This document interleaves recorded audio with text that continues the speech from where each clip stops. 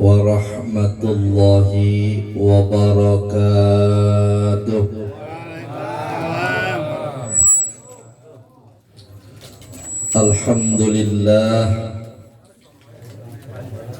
Alhamdulillahi rabbil aradin was samawat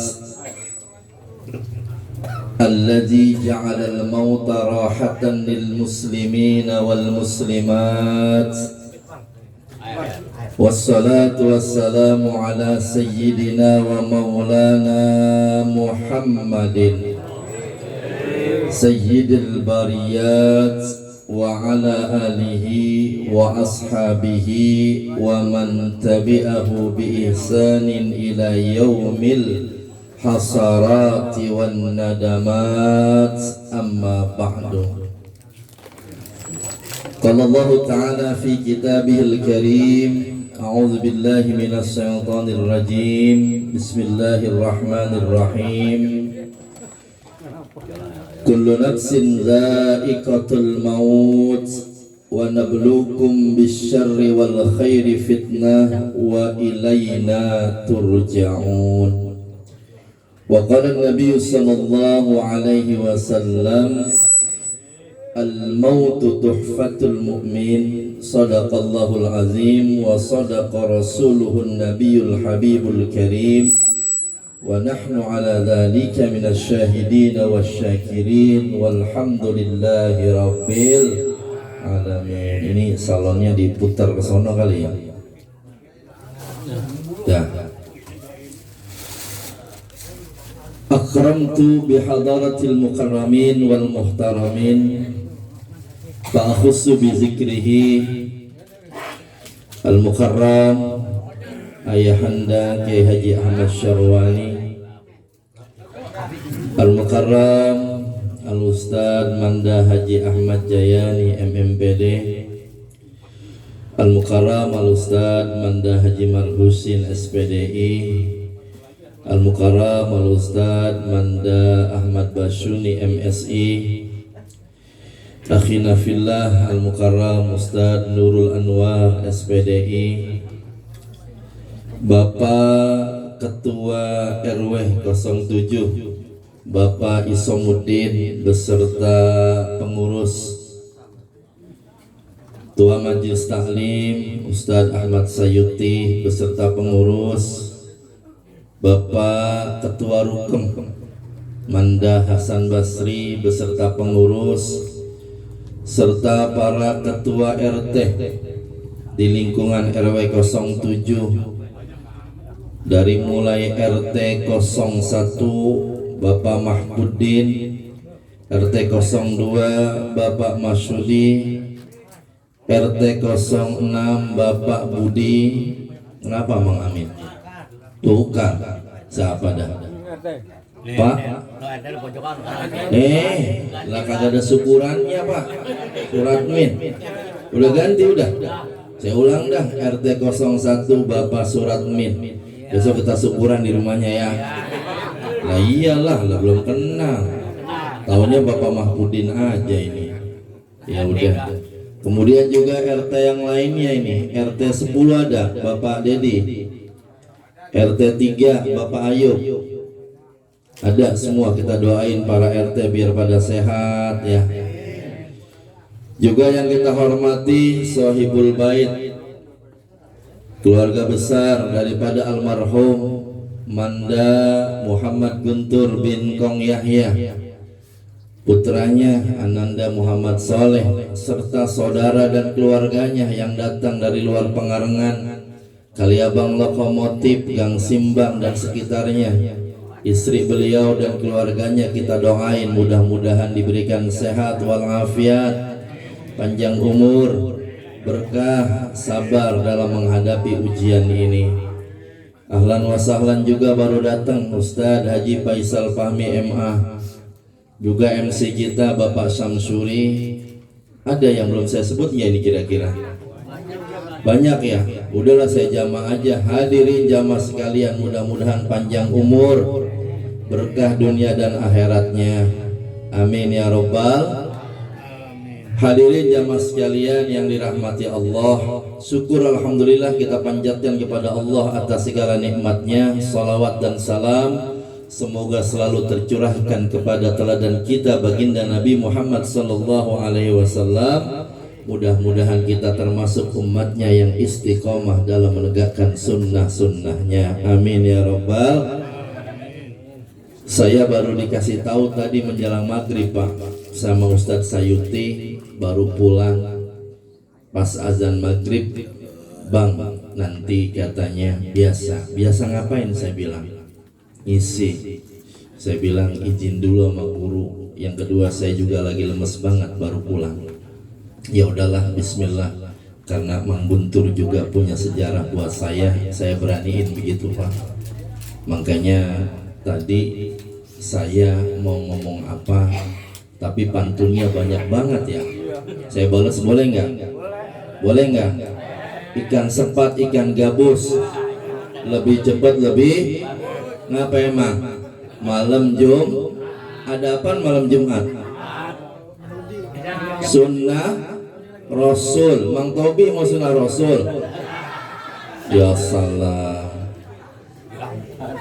Lanjut makan aja Mang, rokok isep aja udah. Enakan mana coba ya.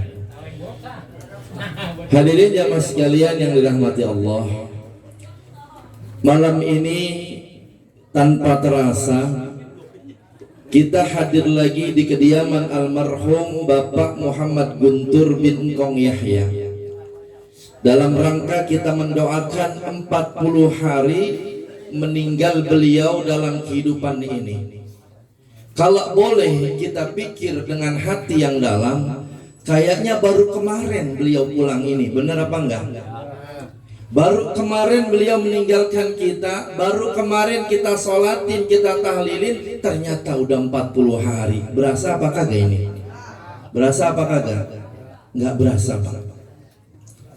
Maka wajar Pak, ketika satu riwayat seorang nabi yang umurnya paling panjang dalam riwayat, siapa dia? Nabi Nuh alaihissalam, yang disebutkan di Al-Quran nabi yang paling panjang umurnya setelah Nabi Adam. Kalau Nabi Adam umurnya tercatat 930 tahun, maka Nabi Nuh umurnya itu kalau tidak salah 950 tahun.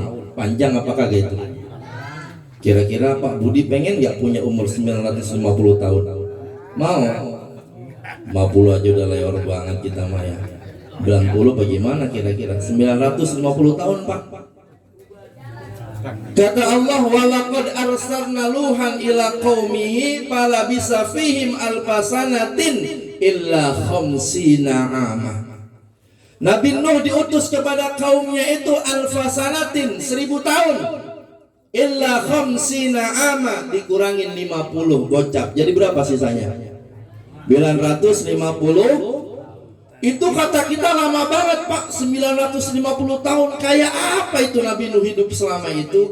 Ditanya sama malaikat maut dengan ungkapan, satu ungkapan, ya atwalal anbiya'i umran, wahai Nabi yang panjang umurnya. Kata malaikat, kaifa wajadtal hayata, coba ceritain itu, bagaimana rasanya engkau menjalani hidup selama 950 tahun. Kayak apa rasanya? Saya pengen tahu Pak. Nabi Nuh nggak panjang jawabnya. Dia bilang, wajadtul hayata kadarin ila darin dakhaltu min ahadihima wa kharajtu minal akhar. Saya hidup 950 tahun di dunia. Kamu mau tahu rasanya? Kata beliau, dakhaltu, seperti saya masuk ke dalam sebuah rumah, masuk pintu depan, keluar pintu belakang. Saya mau tanya, kita masuk rumah kita berapa jam dari depan ke belakang? Berapa jam? Hah? Ada yang 30 jam. Rumah tetangga nyasar pas itu ya. Sebagus-bagusnya istana, semewah-mewahnya bangunan Pak, nggak ada yang ketika masuk dari pintu depan sampai pintu belakang itu 1 jam, nggak ada. Paling lama hitungan menit. Bener apa enggak? Kadang-kadang rumah sekarang pintu belakangnya kagak ada, bener ya? Ngadu pantat kalau duduk gitu. Ya. Nabi Nuh bilang, saya 950 tahun itu kayak masuk ke rumah, masuk pintu depan, keluar pintu belakang. Ini satu tamsil bahwa kehidupan dunia itu sangat cepat dan singkat. Kalau Nabi Nuh 950 tahun kayak gitu, bagaimana kita umatnya Nabi Muhammad yang Rasulnya itu punya umur 63 tahun? Kayak apa kira-kira Pak? Buka pintu doang kali ya? Buka pintu gitu ya? Ya Allah Pak. Marisahak umurnya berapa Marisahak? Berapa? Apal banget Mang Masim ngiatin aja jangan ya? Ya Allah Pak. Cakep Pak. Kagak sakit lagi. Meninggal kemarin. Ya Allah Pak. Coba bayangin. Lagi cakep-cakepnya calon profesor. Meninggal kagak sakit lagi. Apalagi kita ini romannya yang puyeng mulu sama urusan dunia. Bagaimana coba? Ya. Wah udah jangan dibahas apa di dalam. Ya. Kita ngambil hikmah, artinya apa? Kalau kehidupan itu tanpa terasa kita jalanin, maka berpikirlah dengan sebaik-baiknya bahwa sesungguhnya kematian itu akan begitu dekat dengan kita. Benar apa enggak? Maka malam ini saya nggak mau banyak cerita soal kematian. Saya mau ngomong soal Mang Guntur aja lah. Iya. Kenal nggak sama beliau? Kenal banget, bener ini. Saya kalau boleh jujur kenal beliau mungkin lama Pak di Pengarengan. Tetapi secara khusus kenal beliau dengan khusus ini kalau boleh saya catat ketika tahun 2010 akhir. Desember saya terpilih jadi DKM. Januari saya mengadakan raker. Maka di situ diputuskan beliau tetap mengemban amanah untuk menjadi khadimul masjid alias marbot. Kemarin guru kita udah jelasin tuh. Kalau boleh kita kaji, beliau ini mungkin mengabdi di masjid ini kurang lebih 20 tahun hampir ya. Bener ya? Guru kita hampir 10 tahun Pak. Beliau jadi marbot periode kedua, berarti 5 tahun. Saya DKM 10 tahun, 2010 sampai 2020, Covid April saya mundur saat itu, berarti 15. Guru kita Ustadz Eri Asy'ari Desember besok 5 tahun, berarti hampir 20 tahun Pak beliau menjadi marbot di masjid kita. Saya kenal beliau mungkin lama, tetapi lebih khusus kenal di saat saya bergaul dalam masjid itu. Dan saya banyak belajar sama beliau bahwa sesungguhnya inilah figur yang perlu kita contoh. Secara manusia, saya yakin banyak kekurangannya, sama seperti kita, benar apa enggak? Manusia nggak ada yang sempurna, pasti ada kesalahan dan khilafnya. Tetapi sisi baiknya inilah yang kita kaji dan kita pelajari dari biografi almarhum buat bekal kita untuk menatap masa depan akhirat kita. Kalau saya tanya Pak, beliau ini orang yang jarang kalau ditanya itu banyak omong Pak. Coba deh kalau nanya sama beliau, DKM kemana? Apa jawaban beliau? Saya nggak tahu. Coba aja tanya sama beliau. Bener ya gitu ya? Ini orangnya kemana? Nggak datang-datang. Saya nggak tahu. Mungkin orangnya lagi sibuk Pak. Orang yang ditanya itu nggak lebih ngomongnya. Kadang-kadang zaman sekarang Pak, kalau kita ditanya 1, jawabnya 10, kan begitu ya? Beda sama ulama dulu, Imam Malik ditanya sama Imam Syafi'i 3 pertanyaan, cuman mampu jawab setengah. Tuh, ditanya 3, jawab setengah. Orang sekarang ditanya 1, jawabnya 1000 Pak. Pinter banget kan berarti ya? Artinya apa? Orang yang gak pernah lebih Pak dalam menjawab pertanyaan orang. Bab kadang-kadang kan kita ada Pak, ditanyanya 1, jawabnya kemana-mana. Mana sih DKM gak pernah datang? Misalnya zaman saya, wah dia mau ngayap mulu itu mau kemana-mana, kan begitu. Ada gak yang begitu kadang-kadang? Ada. Tapi bilang gak pernah komen. Dia cuma bilang, saya coba tanya langsung sama orangnya. Sampai periode DKM kemarin pun tetap jawaban seperti itu yang selalu keluar dari mulutnya. Artinya apa? Beliau orang yang bisa menjaga lisan, tidak lebih kalau ngomongin orang. Tuh satu. Yang kedua, beliau tipikal orang yang sederhana, Pak. Bisa naik motor nggak beliau? Bisa naik motor nggak? Bisa naik motor, mak ngendarai dia kagak bisa kan ya? Enak aja nggak bilang bisa, Pak. Kalau diboncengin naik apa tuh dia? Bisa, dengar dulu, jangan nggak aja, ntar dulu. Nafsu banget kalau jawab. Beliau tidak bisa mengendarai sepeda motor, tapi naik motor bisa kalau dibonceng. Tapi sepeda bisa beliau ini. Ya. Ini kesederhanaan beliau. Saya berapa kali ketemu acara di lokomotif ketika abangnya meninggal, di Tanah Tinggi ketika saudaranya juga meninggal. Saya tanya, saya sama DKM itu berangkat, Mamang kemarin naik apa, Mang? Gak usah dipikirin, tak. Saya punya kaki. Kalau nggak jalan, saya naik sepeda, Pak. Bener, Pak, saya naik sepeda. Kalau nggak ada yang nganter, ya saya naik sepeda. Kalau nggak, ya jalan kaki. Coba, Masya Allah, sosok manusia sederhana. Dan dalam kesederhanaannya, beliau nggak pernah neko-neko, Pak. Kadang ada orang udah susah, belagu, kan begitu, banyak nggak yang begitu? Banyak, Pak, ngambul mulu kadang-kadang. Udah susah, ngambul mulu, begitu, Pak. Tapi beliau enggak, memang beliau terima kesusahannya dan beliau enggak pernah neko-neko. Ini yang mungkin satu tanda kata Sayyidina Ali, ar-ridho bil yasir au ar-ridho bil qalil. Ridho dengan ketentuan Allah yang diberikan kepadanya, alamat minat taqwa, menjadikan satu tanda ketakwaan kepada Allah. Tuh. Kadang-kadang kita enggak nerima, Pak. Kita udah susah, kadang-kadang kagak nerima. Tapi beliau kayaknya mah santai aja ya. Gak punya motor misalnya, santai, gak pusing. Bahkan beliau orang yang selamat bisa jadi, Pak, dari banyak dosa ketimbang kita, ketimbang saya. Kenapa?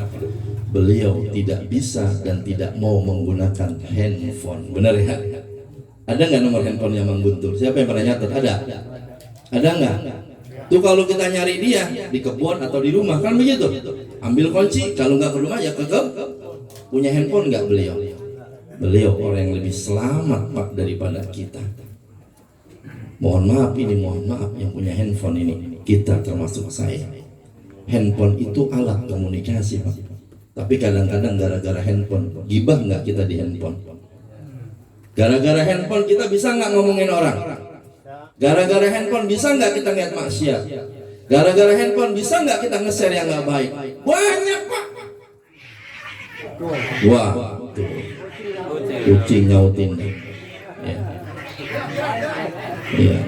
Itu apa sih? Berebut apa sih? Bagi apalah makannya? Ya, bagi kesian. Ya. Beliau orang yang nggak aware sama teknologi, Pak. Bukan karena nggak mau beli, nggak mampu beli, karena memang nggak mau sama yang gitu-gituan. Dan beliau ini selamat, Pak, dari godaan-godaan teknologi yang muncul saat ini. Kita kalau punya grup itu kadang-kadang di grup di share-nya apa aja, bener ya? Ada yang nge-share sholawat, bagus. Nge-share ayat-ayat Allah, bagus. Nge-share ceramah, dakwah, bagus. Tapi kadang-kadang yang nge-share begitu juga banyak, Pak. Iya, gambar-gambar yang kagak jelas gitu kan. Kata Bang Uki, gua buka dosa, kagak gua buka penasaran, bagaimana jadinya? Kan kagak mungkin merem itu ngeliatnya, bener nggak? Akhirnya dikit guru dilihatnya dikit aja, lama-lama cakep juga ya. Tuh, coba itu. Iya. Belum lagi share-sharean yang lain, fitnah sana sini, ngomong sana sini. Masya Allah, kadang-kadang kalau kita kurang istighfar, gara-gara handphone dosa mulu kita. Beliau selamat, Pak, dari ini nih. Dan beliau nggak pernah pusing sama yang begituan. Buat beliau, udahlah, dunianya ya dunia saya, yang lain gak ada masalah. Ar-ridho bil qalil, orang yang bersyukur menerima dengan takdir Allah kepada yang dia berikan. Ya. Kalau boleh, Pak, model manusia seperti ini bisa kita contoh dalam kesederhanaannya. Tidak membandingkan satu posisi dengan posisi yang lainnya. Di balik kekurangan orang ada kelebihannya. Dan ini bisa kita jadikan pembelajaran buat diri kita, bahwa beliau sosok yang sederhana, ridho dengan ketentuan Allah terhadap apa yang diberikan kepadanya, gak pernah neko-neko dalam hidup ini. Kalau kita ngaji, Pak, dalam kitab Hikam yang dikarang oleh Sayyid Muhammad Abdullah bin Alawi Al-Haddad yang ratibnya kita baca. Hikam itu ada dua populer tuh. Satu kitab Hikam yang dikarang oleh Syekh Ibnu Athaillah As-Sakandari, satu lagi dikarang sama Syekh Muhammad Abdullah bin Alawi Al-Haddad. Nah itu kalau kita ngaji hikamnya ya, Imam Abdullah Al-Haddad beliau mengutip satu ungkapan yang bisa jadi nasihat buat kita. Apa kata beliau? Man tayassarat lahu matalibuhud dunyawiyah. Man tayassarat lahu matalibuhul ukhrawiyah wa ta'assarat lahu matalibuhud dunyawiyah fashhadu annahu minas siddiqin. Pak, kalau ada orang Pak di dunia ini yang buat urusan agama dia mudah, tayassarat matalibuhul ukhrawiyah, itu buat urusan ibadah gampang, sholat gampang, sedekah gampang, puasa gampang, pokoknya cakep tuh taat sama Allah gampang banget. Tapi wa ta'assarat matalibuhud dunyawiyah, urusan dunianya seret banget Pak, seret. Fashhadu annahu minas siddiqin. Maka perhatikanlah olehmu dan saksikan, boleh jadi itu adalah golongan orang-orang as-siddiqin. Orang rajin ibadah, taat sama Allah, baik sama orang, tapi hidupnya susah mulu Pak, susah. Jangan kita kira itu orang tidak bahagia. Kata beliau, fashhadu annahu minas siddiqin. Maka saksikan, boleh jadi itulah kelompok as-siddiqin. Siapa as-siddiqin? Kalau kita pas Ramadan, di ujung doa Ramadan kita baca tuh, ma'alladzina an'amta alaihim minan nabiyyina, terus was-siddiqina was-suhada'i was-solihin. Kedua setelah nabi surganya Pak, ma'an nabi was-siddiqin. Disebut tuh setelah nabi adalah golongan as-siddiqin. Orang yang taat sama Allah tetapi dunianya mungkin susah kita lihat, boleh jadi itu golongan as-siddiqin.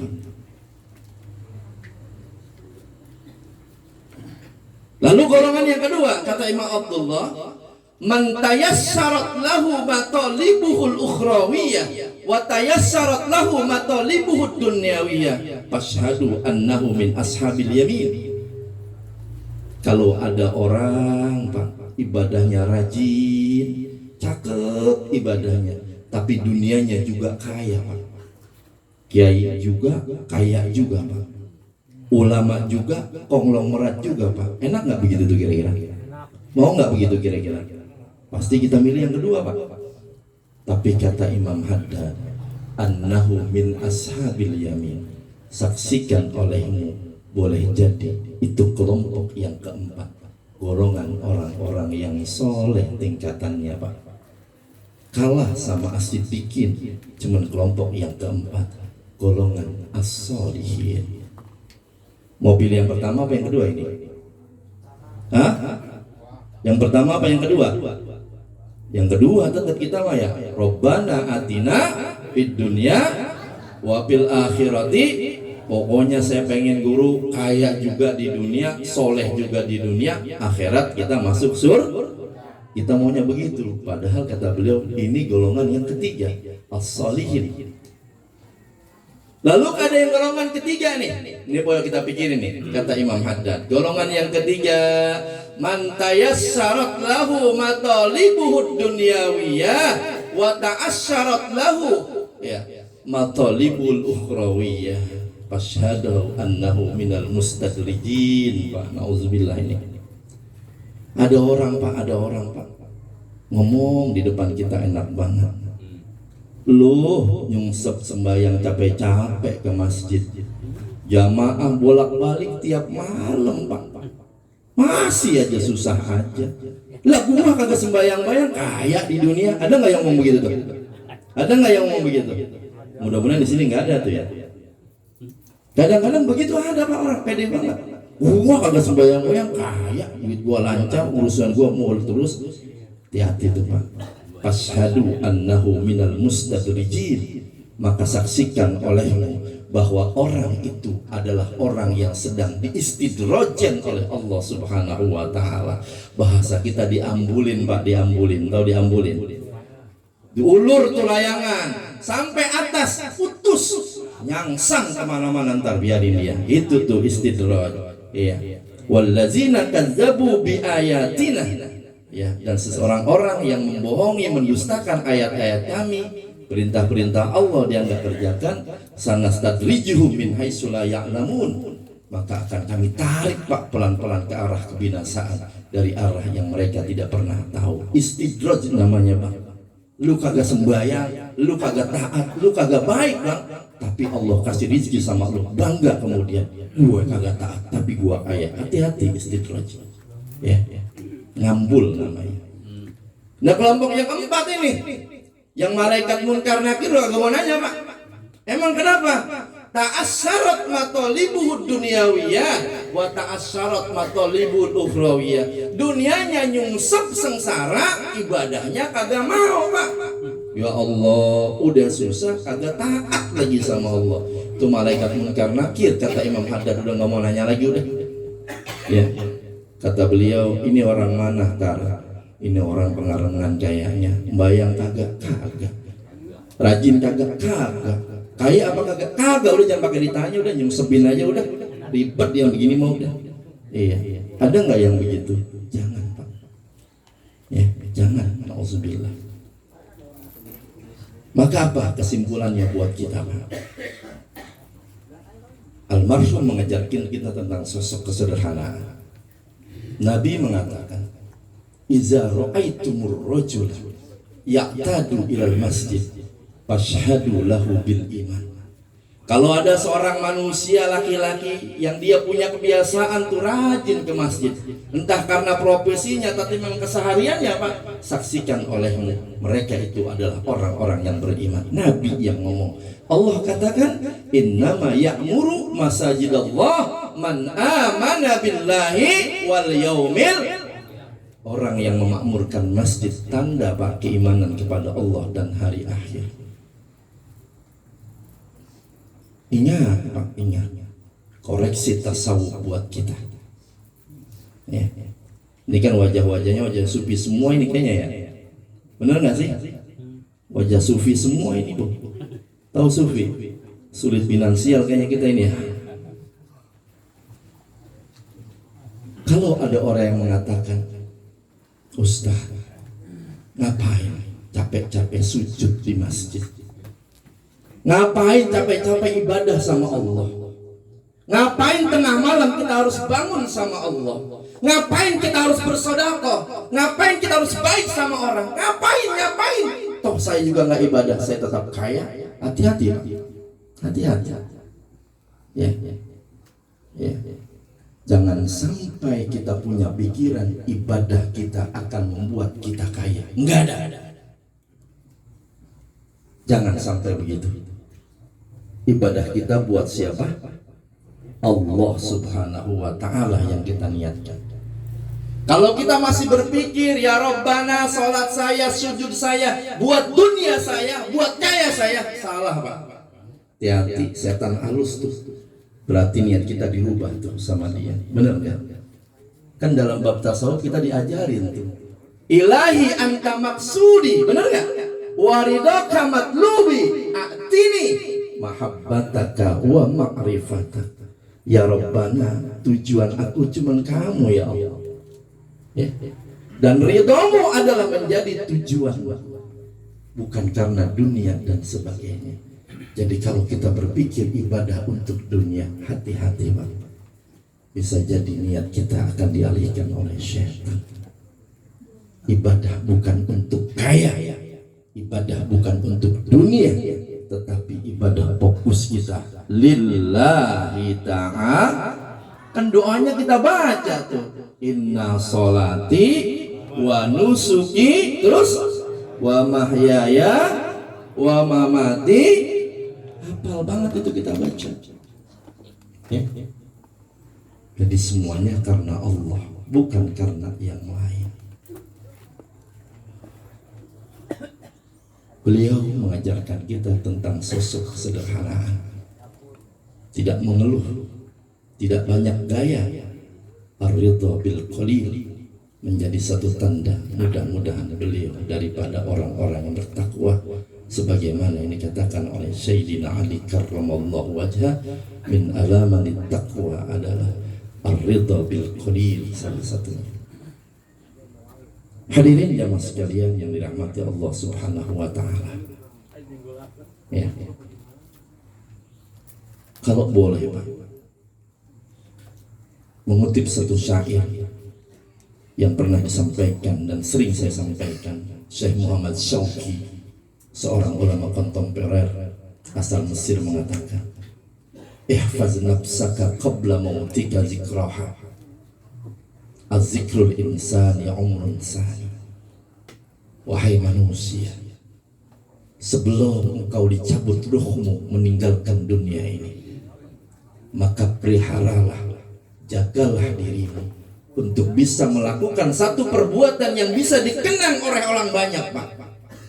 Az-zikrul insani umrun sani, karena sesungguhnya ingatan orang yang baik tentang dirimu akan menjadi umur kedua yang akan mengalirkan pahala bagi dirimu dalam kehidupan dunia ini. Orangnya boleh meninggalkan kita, orangnya boleh sudah dikubur dalam tanah, tetapi kenangan kebaikan-kebaikannya akan terus kita ingat sepanjang masa. Inilah yang akan terus mengalirkan pahala, dan ini yang harus kita ciptakan dalam hidup ini. Nabi katakan, khairun nas anfa'uhum linnas. Jadilah orang terbaik. Indikator terbaik itu adalah bisa memberikan manfaat bagi kehidupan orang banyak.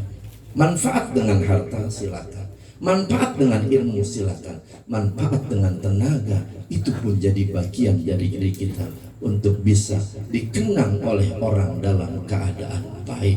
Mudah-mudahan almarhum Manda Muhammad Guntur bin Yahya, orang yang terkenang dengan kita dengan kebaikan-kebaikannya, sehingga kebaikannya akan terus mengalirkan pahala buat dia sampai nanti hari kiamat.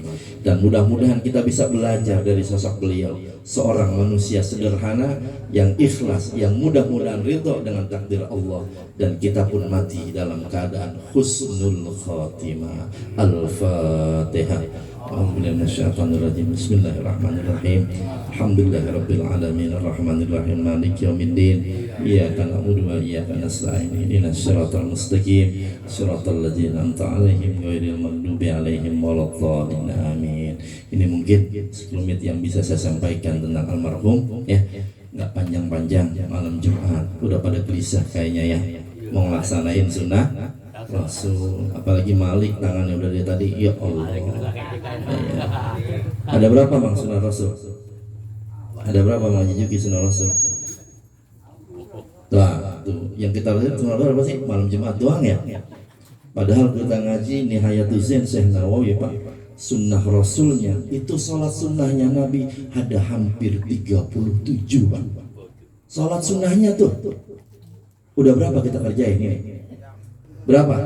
Dari 37 hampir berapa kita kerjain? Ada 10. Qobliyah, Ba'diyah, Idul Fitri, Idul Adha, Duha, Tahajud, Taubat, apalagi? Taraweh. Nggak sampai 10 ya? Sisa berapa? 27 lagi belum kita kerjain. Itu tuh sunnah Rasul kita pikirin kalau bisa. Iya, malam Jumat sunnah Rasul, sunnah Rasul. Padahal sunnah Rasul itu 37 hampir. Itu yang kita perlu cari. Mudah-mudahan berkah dapat semuanya. Dan Allah ajma'in. Assalamualaikum warahmatullahi wabarakatuh.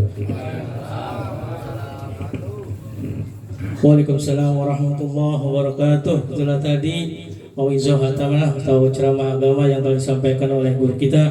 Mudah-mudahan apa-apa yang telah disampaikan oleh guru kita dapat kita amalkan dan dapat jadi pedoman hidup kita di kehidupan kita sehari-hari. Hadirin jamaah Misalim Nurul Huda rahimahullah. Ini kata cara selanjutnya yaitu pengumuman yang pertama akan disampaikan oleh Ketua Majelis Ta'lim Nurul Huda Al-Mukarram Ustaz Ahmad Sayyuti, padanya dipersilakan.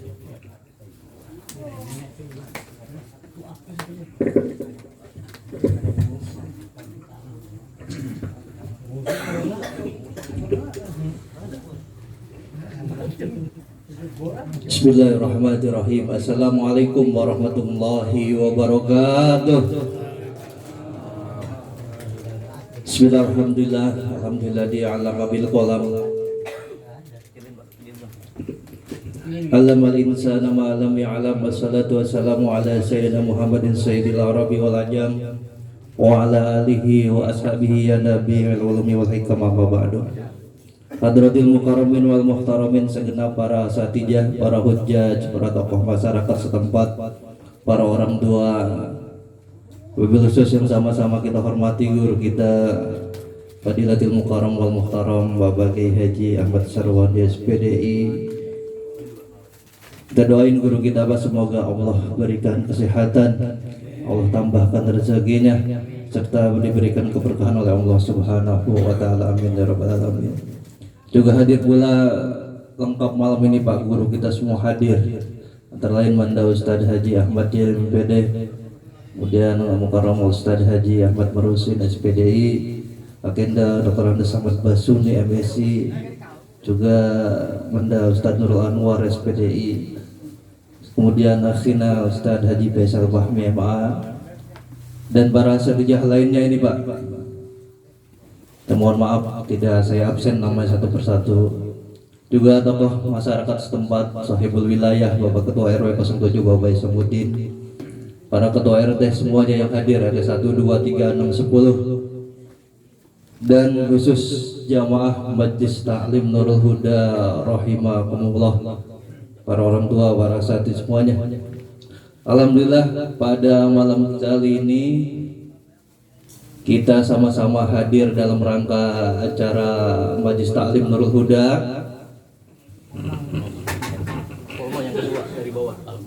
sekaligus acara 40 hari almarhum Anda Muhammad Guntur bin Yahya.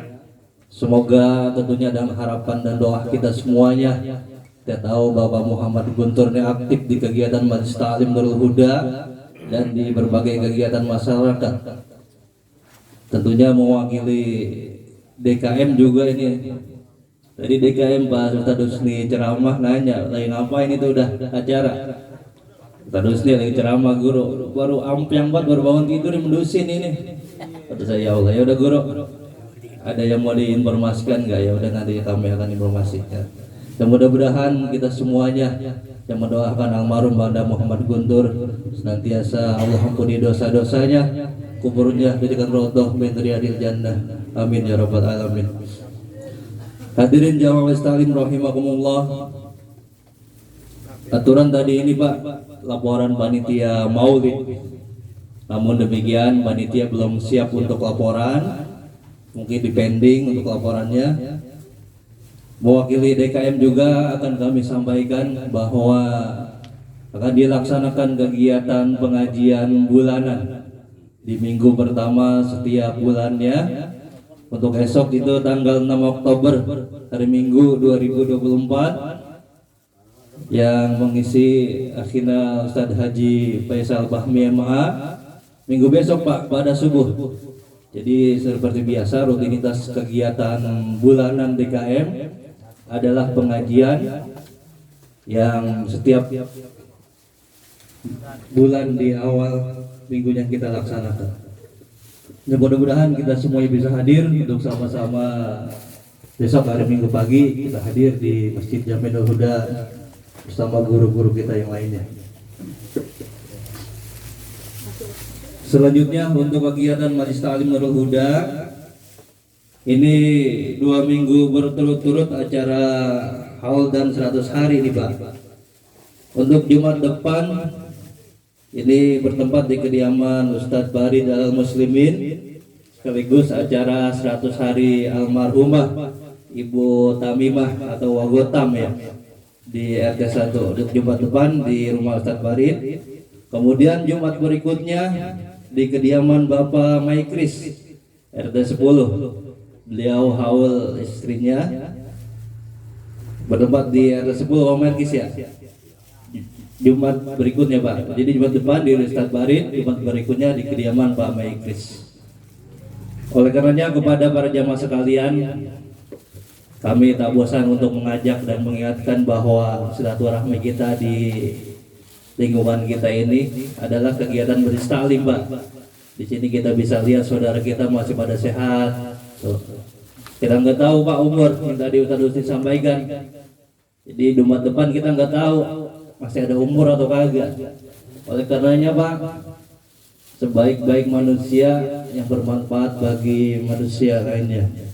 Jadi kita maksimalkan ibadah kita hari ini, malam ini ibadah kita terakhir Pak. Ngaji kita ini ngaji kita terakhir.